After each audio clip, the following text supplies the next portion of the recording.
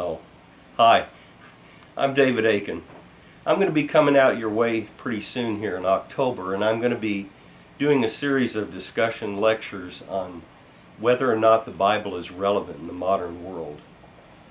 I suppose a lot of people just don't have a connection to things in the Bible in reference to their own lives. And I understand that. I've been there myself, okay? There are a lot of strange stories. There's a lot of strange names to the places and the peoples, cultural differences. I finally got over that thing about whether it was the Philistines or the Philistines. Anyway, our problem with old books is we think of old books as being out of date, right?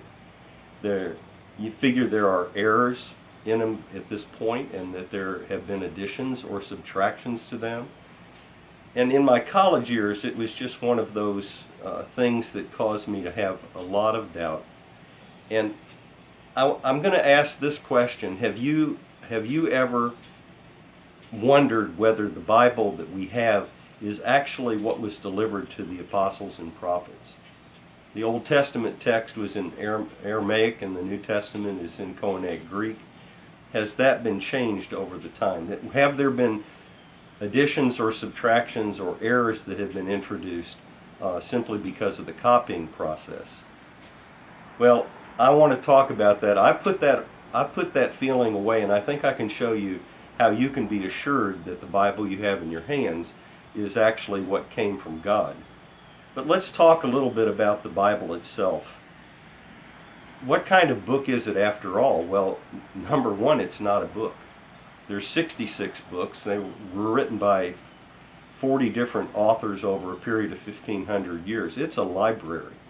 It's not a single book. So we got to come back in a minute and decide why it is that it's called a book. But there are 5 major themes that act as threads that start in Genesis and they go through the book of Revelation. And these major themes basically hold all 66 books together as one. First, you have the introduction of good and evil. You have God as our creator. You have Satan as the author of evil in the world. You have God's creation, mankind. We find that when we sin, there's such a thing as sin, and with sin and with failure like that, people need redemption or salvation. So we have God and man, and Satan and sin and redemption.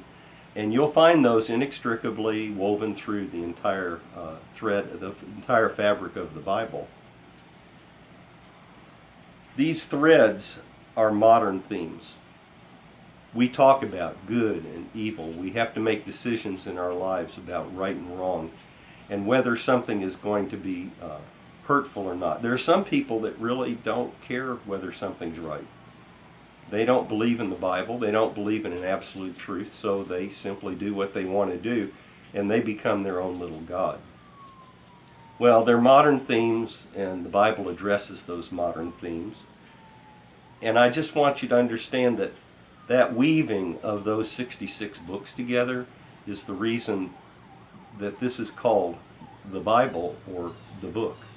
And there is no other library of literature anyplace that has 66 books in it that could be called a single book. So there's a real belief in my heart that there was a common mind behind all of this revelation. Well, I look forward to seeing you, and until then I pray that God will bless us all with both wisdom and with His peace. Thank you.